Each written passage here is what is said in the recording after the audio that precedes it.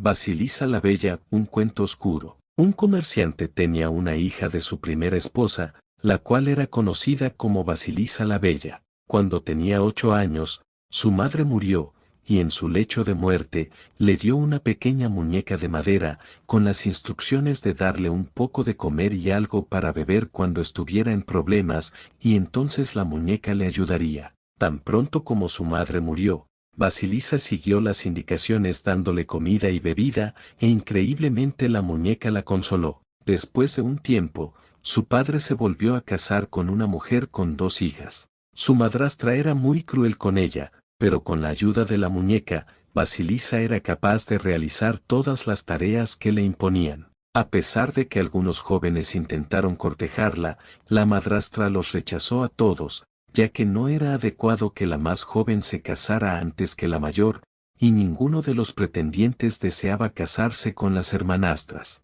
Un día el comerciante se embarcó en un largo viaje. Su esposa se trasladó con todas las chicas a una casita en el bosque. La madrastra ordenaba recados y tareas a Basilisa con la esperanza de que se perdiera o fuera devorada por la bruja en el bosque, pero la muñeca siempre le indicaba el buen camino y la mantenía alejada de la cercana guarida de la bruja llamada Baba Yaga. Un día la madrastra dio a cada una tarea, a una hija hacer encaje, a la otra medias y a Basilisa lo más duro, hilar. Apagó todas las velas, excepto una y se fue a dormir. La hija mayor apagó dicha vela, adrede, pero aseguró que podía seguir haciendo encaje con la luz de la luna reflejada en sus alfileres. La otra dijo que también podía seguir tejiendo gracias al reflejo en las agujas. Como Basilisa no podía seguir con su tarea, la enviaron a buscar la luz a la choza de Baba Yaga. La muñeca le aconsejó que lo hiciera,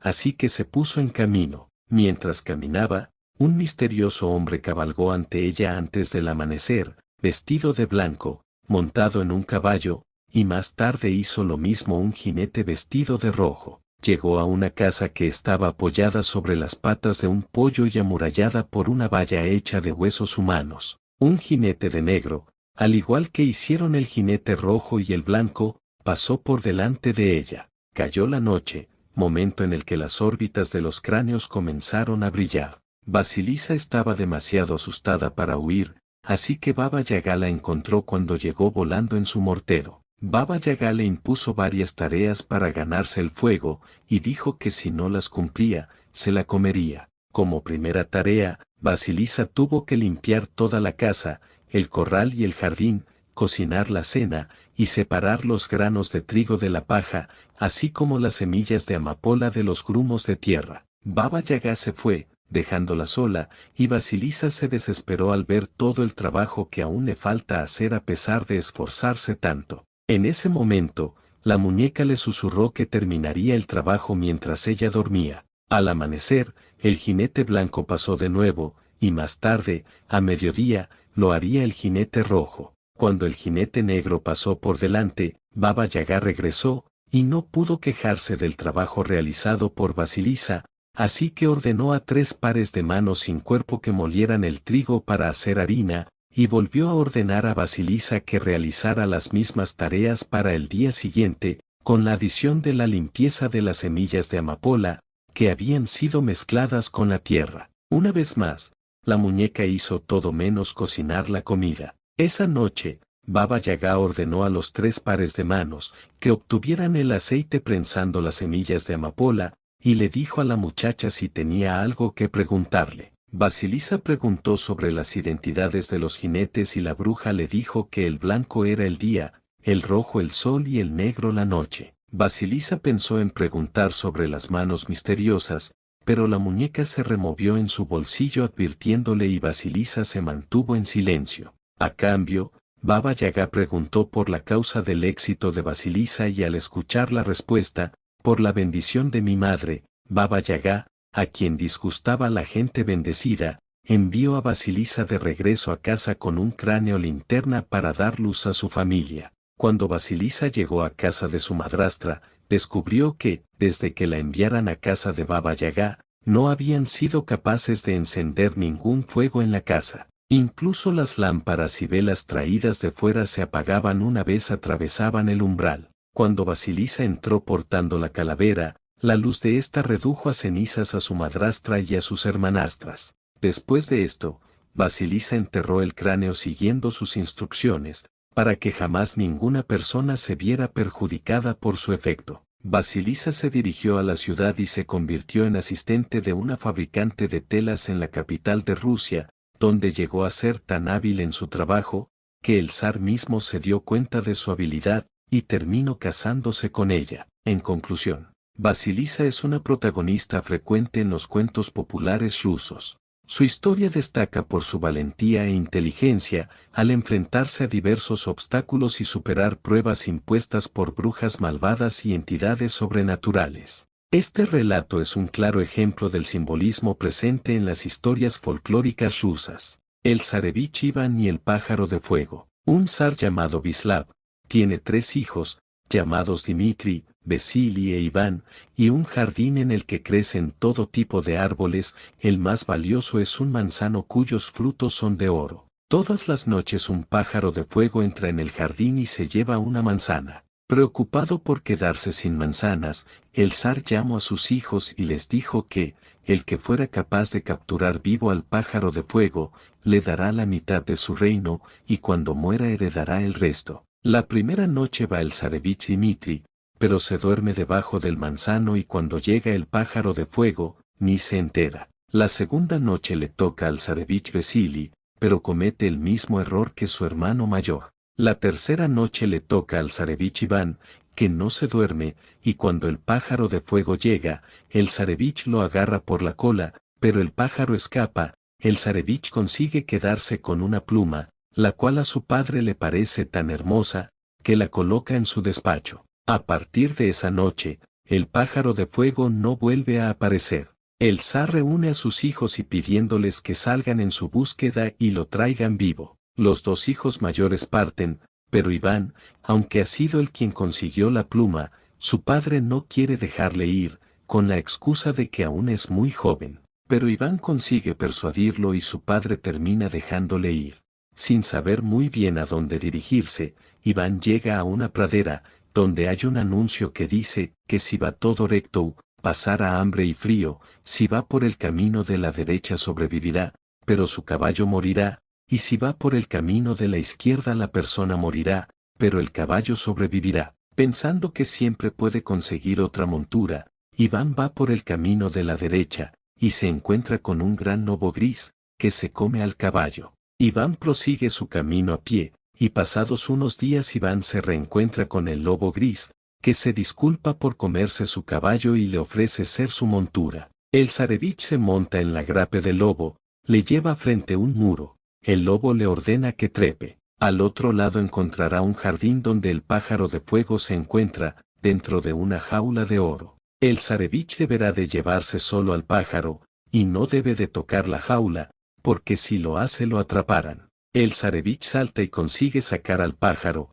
pero a medio camino piensa que llevarse la jaula será mejor, para tener donde llevar al pájaro, así que da media vuelta y la coge. El jardín se llena de sonidos, pues la jaula está atada a un montón de cuerdas musicales. Los centinelas del palacio acuden al instante, capturan a Iván y lo llevan en presencia de su señor, el zar Dolmat. Iván trata de defenderse, afirmando que solo trataba de coger el pájaro para llevárselo a su padre. El zar Dolmat le ofrece perdonarlo y permitirle llevarse el pájaro de fuego, a cambio de traerle el caballo de las craíns de oro, que está en poder del zar Afrón. El zarevich se lo promete y sale del palacio, donde se encuentra con el lobo, que le estaba esperando. El zarevich le pide perdón al lobo por no haber seguido su consejo, y se monta de nuevo en la grape del lobo, que le lleva hasta las caballerizas del zar Afrón, donde se encuentra el caballo de las craíns de oro. Antes de entrar, el lobo le advierte al zarevich que no coja la brida de oro. El zarevich se mete en las caballerizas y coge el caballo, pero en cuanto ve la brida de oro colgada la coge, pero igual que con la jaula de oro, la brida está atada a un montón de cuerdas musicales, y en cuanto el objeto se mueve, llena las caballerizas de ruido y los centinelas acuden al instante. El zarevich es capturado y llevado en presencia del zar Afrón, que le pregunta por qué quería robar su caballo. Iván le explica la situación al zar, quien le ofrece dejarlo libre y llevarse al caballo, si a cambio le trae a la princesa Helena la Hermosa. El zarevich se lo promete y sale del palacio, se encuentra con el lobo, que ya le estaba esperando mientras que se imaginaba, que con lo que tardaba, lo habrían vuelto a capturar por desobedecer sus indicaciones. El zarevich Iván le vuelve a pedir perdón y se monta en la grape del lobo, que le lleva hasta un jardín rodeado por una verja de oro, que pertenecen al palacio donde vive la princesa, Helena la Hermosa. El lobo se queda esperando junto a la verja, y ordena al zarevich que se quede esperando bajo un roble. Al atardecer sale la princesa Helena la Hermosa a dar un paseo, acompañada de las damas de la corte, y cuando se acerca a la verja, el lobo la salta y se la lleva. Corriendo a toda velocidad, el lobo llega al roble y ordena al zarevich que se suba a su lomo. Pero aunque logran escapar con éxito, el zarevich se enamora de la princesa y no quiere entregársela al zar Afrón. Al lobo entonces se le ocurre un plan para engañar al zar y que el zarevich se pueda ir con el caballo y la princesa. Para ello, el lobo adopta la apariencia de la princesa, y se queda con el zar, que no es capaz de ver la diferencia. El zarevich recibe el caballo, y recoge a la auténtica princesa, que está esperándolo fuera de la ciudad. Pasados 4 días, la falsa princesa le pide al zar permiso para salir a dar un paseo, y aprovechando la ocasión escapa y se reúne con el zarevich, al que manda que se suba a su grape, mientras que la princesa Helena puede ir montada en el caballo. Cuando ya están cerca del reino donde vive el zar Dolmat, el zarevich le pide un último favor, a ver si al lobo se le ocurre algún plan para que pueda quedarse con el caballo y llevarse el pájaro. El lobo adopta la apariencia del caballo de las craíns de oro y se lo lleva al zar Dolmat, que tanto se alegra por recibirlo que organiza un banquete en honor al zarevich, que terminó durando 3 días. Al tercer día le entrega al zarevich el pájaro de fuego, e Iván se marcha de la ciudad, recoge el verdadero caballo y a la princesa de su escondite, y se dirige al reino de su padre. Mientras el zar Dolmat ordena que ensillen al caballo para salir a cabalgar, pero en cuanto lo espolea el cabello recupera su verdadera forma de lobo y huye. Tras reencontrarse con Iván, lo lleva hasta el punto del camino donde zarevich y lobo se conocieron por primera vez, cuando el lobo se comió al caballo de Iván, y se despide. El zarevich Iván continúa su camino en compañía de la hermosa princesa Helena, el caballo de las craíns de oro y el pájaro de fuego, hasta que llegan a la sombra de un roble donde se echan a descansar y se quedan dormidos. En ese momento aparecen los 2 hermanos mayores de Iván, quienes al ver todo lo que su hermano ha conseguido, mientras que ellos se ven obligados a regresar al reino con las manos vacías, furiosos asesinan a su hermano y amenazan a Helena para que no diga nada al respecto o la matan a ella también. Dimitri y Vasili echan a la suerte quien se queda con el caballo y quien se queda con la princesa, y a Vasili le toca la princesa y a Dimitri el caballo. Los 2 hermanos se dirigen al reino de su padre con el caballo, la princesa y el pájaro, y dejan el cadáver de su hermano debajo del roble.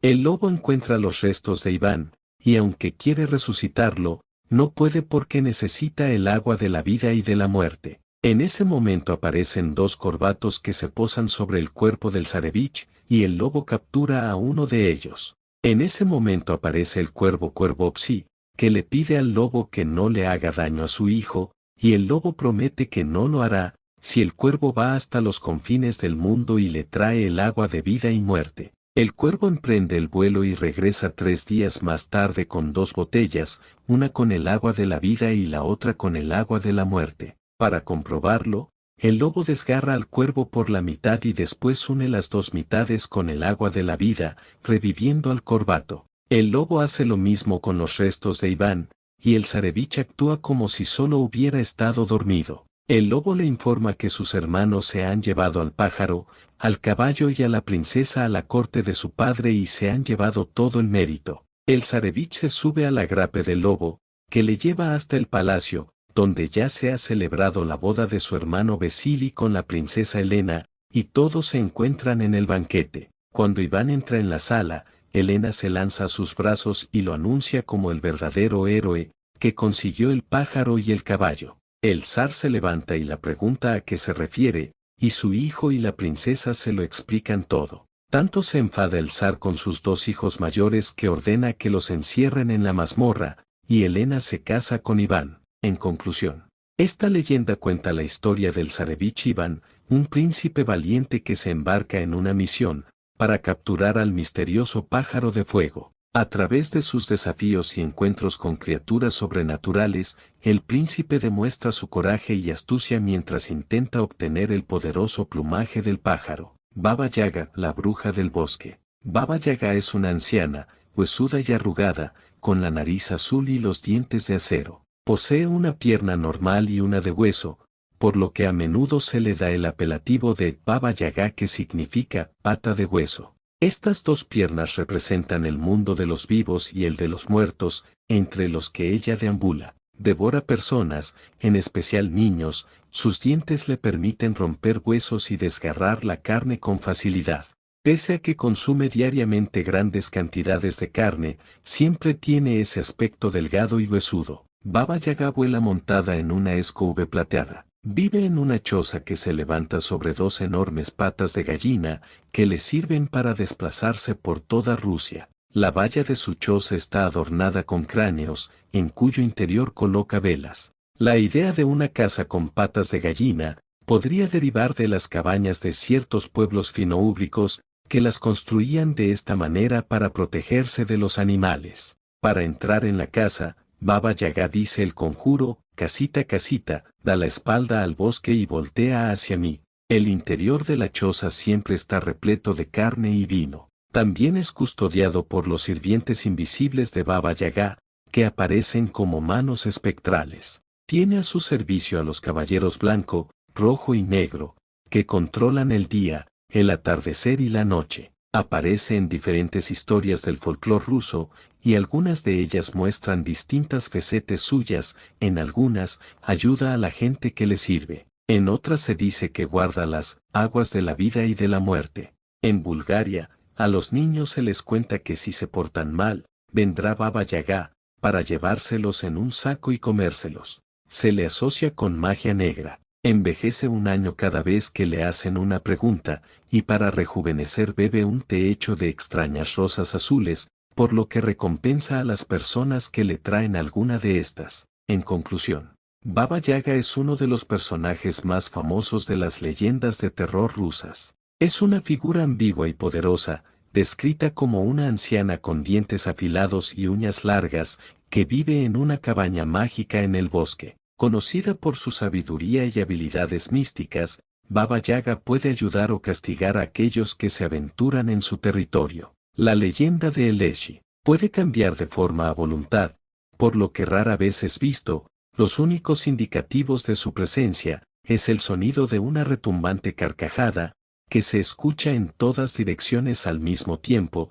también con silbidos o cantos extraños en el bosque. En ocasiones aparece como un hombre muy anciano, o alto con rostro pálido, con cabello que parece hecho de agujas de pino y una piel con textura como corteza de árbol. En ciertas variantes del mito, aparecía con barba hecha de pasto y hiedra, también contaba con una cola, pezuñas y cuernos de un ciervo macho, iba cargando con un fuerte mazo de roble, acompañado de un oso y un lobo, para expresar que era el amo del bosque. El Lesi se mete bajo tierra el 17 de octubre para pasar el invierno. Al ser un dios del bosque cuenta con poderes y habilidades sobrenaturales. Protege a los animales y aves del bosque, los cuales migran cuando el Lesi se los pide. Cuando adopta forma humana es fácil descubrirlo, pues no produce sombra, tiene los zapatos al revés y sus ojos brillaban con un fulgor verde. Quien entabla una amistad con un Lesi,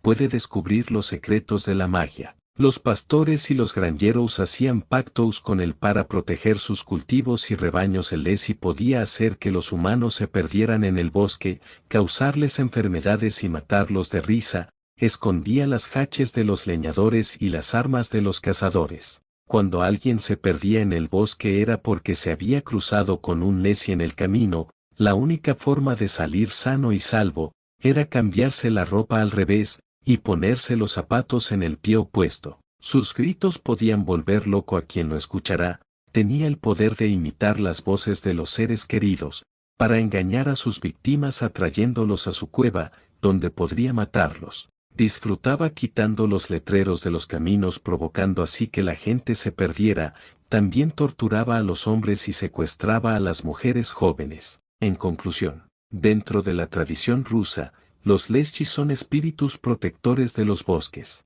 Se dice que tienen la capacidad de cambiar su forma, apareciendo como árboles o animales para pasar desapercibidos. Según las leyendas, estos seres pueden ayudar a quienes respetan y cuidan la naturaleza pero se vuelven peligrosos con aquellos que causan daño al medio ambiente. La leyenda de Rusolke. Rusolke era una criatura hermosa de ojos blancos que vivía en el fondo de los ríos. Su cabello es descrito como de color verde, y siempre húmedo. Según algunas leyendas, si se secase su cabello, la Rusolke moriría. Por ello, siempre se acompaña de su peine, del cual fluye un pequeño chorro de agua. Solo a principios de junio abandonan sus hogares subacuáticos para salir a la orilla, entonar canciones, hilar o danzar en grupo. Es cuando tiene lugar la semana de las Rusolkes, durante la cual es peligroso bañarse en el río. Cuando alguien la sorprende en dicho acto, el intruso es atraído por sus cantos perdiendo la vida en el fondo del agua.